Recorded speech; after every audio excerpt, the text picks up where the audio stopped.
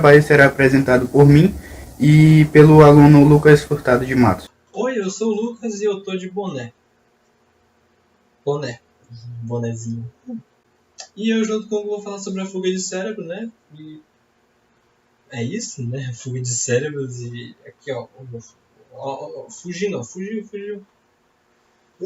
Bom, fuga de cérebro ou fuga de capital humano é um tipo de emigração em massa de indivíduos com certas aptidões técnicas ou com um certo tipo de conhecimento. Isso normalmente ocorre devido a vários fatores, como conflitos internos, guerras civis, ditadura, totalitarismo, autototalitarismo.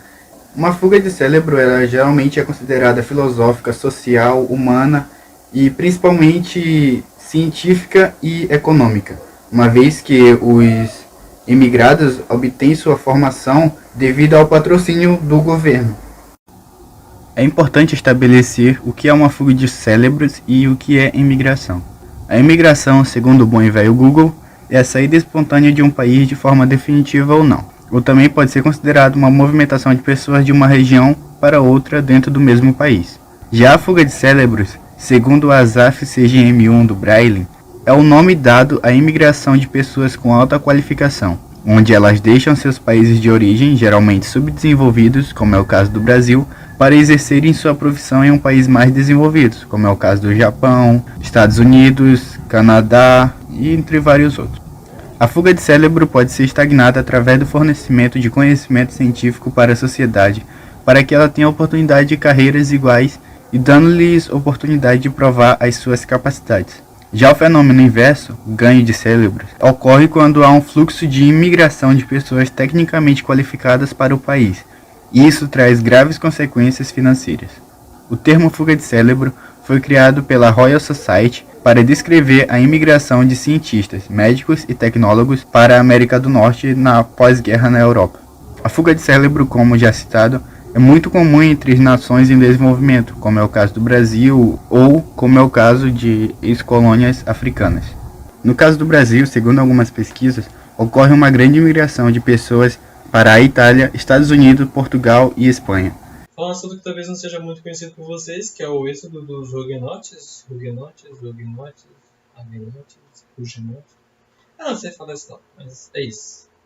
E ele aconteceu basicamente no século XVII, mais precisamente em 1685. E eu vou contar o que aconteceu. Em 1685, Luís XIV revogou o Edito de Nantes e declarou o protestantismo ilegal no Edito de Fontainebleau. Depois disso, os huguenotes fugiram para os países protestantes, como Inglaterra, Holanda, Suíça, Noruega, Dinamarca e Prússia, cujo calvinista Frederick William, o grande eleitor, congratulou-se com eles para ajudar a reconstruir sua nação, devastada pela guerra e imigração em massa. Muitos foram para a colônia holandesa, no Cabo, que fica na África do Sul, onde esses foram determinantes na criação de uma indústria de vinho.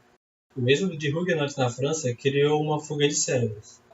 Como muitos huguenotes acabaram ocupando cargos importantes, a França não conseguiu se recuperar de mais ou menos por um ano. Eles estavam meio abalados, assim, tipo, meu Deus, o pessoal, cargo importante. E outros foram para as recém-colônicas britânicas, na América do Norte. Eles que foram para lá e os seus futuros descendentes ajudaram muito no crescimento dos Estados Unidos em si. Só para você ter noção de como foi importante, líderes revolucionários como John Sevier, Francis Marion, o Paul, esse aqui que vai aparecer, porque eu não sei pronunciar se é Revere, não sei, é esse nome que está aparecendo. Esse aqui.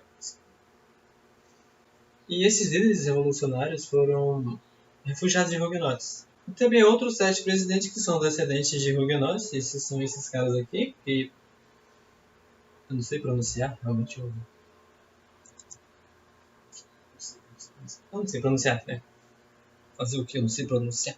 Quando se fala de fuga de cérebros, é importante destacar o sentimento antissemita e as leis na Europa durante as décadas de 30 e 90, que culminaram consequentemente o Holocausto. Isso provocou uma grande imigração de muitos cientistas para os Estados Unidos, Os exemplos mais destacáveis são o de Albert Einstein, que era totalmente contra o movimento nazista e por isso ele foi forçado a migrar para os Estados Unidos. Outro renomado cientista foi o Enrico Fermi, que, embora este não sendo judeu, tinha uma esposa que era, por isso ele também foi forçado a se migrar.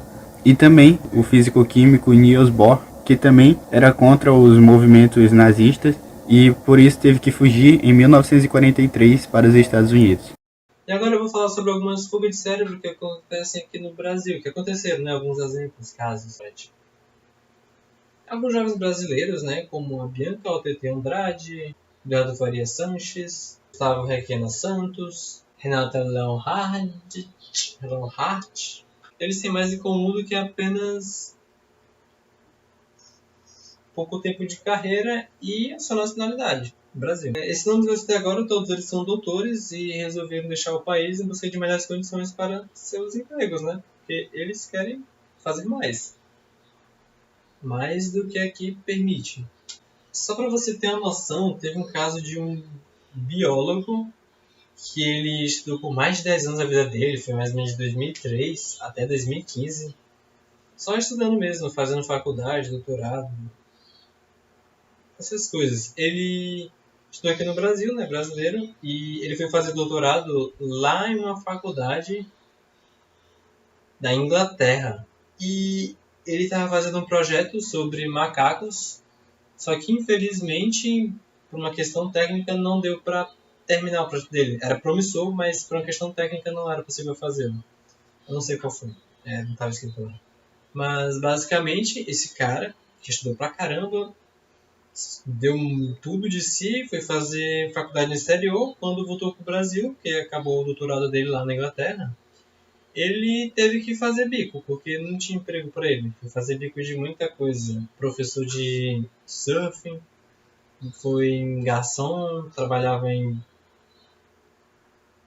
tudo quanto era canto que tinha para ele. E ele chegou até a posar nu, porque ele tinha que fazer bico de alguma coisa, ele não podia ficar sem dinheiro. Agora, exemplo mais recente, né, é do caso da Daniela Ferreira, uma brasileira que está liderando as pesquisas da vacina de Oxford. E isso é impressionante, porque essa mão de obra especializada está lá fora, fazendo uma vacina lá para fora. Bem, basicamente, a gente está perdendo essa mão de obra especializadíssima, porque para fazer a vacina de uma doença recente tem que ser muito bom. E o Brasil acaba perdendo muito com isso. E isso não é um pouco bom pra gente, já que a gente poderia estar fazendo a vacina aqui, produzindo aqui, pra gente mesmo receber e todo mundo ensinar bem, né? Pelo menos todo mundo no Brasil, que a gente está fazendo aqui. E uma coisa engraçada sobre isso, não tem muito a ver com o tema, mas é que eu acho engraçado, é porque, tipo, se não me engano, em 2018 saiu uma matéria dizendo que o Brasil meio que uma referência no mundo de vacinação. E agora a gente está sem vacina, muito sem vacina, velho. O conceito de fuga de cérebros ainda traz grandes discussões na sociedade atual. Alguns estudiosos defendem que a fuga de cérebro pode influir positivamente, uma vez que ela possibilita a pessoa qualificada a ter uma exposição mais privilegiada das ideias emergentes no cenário atual.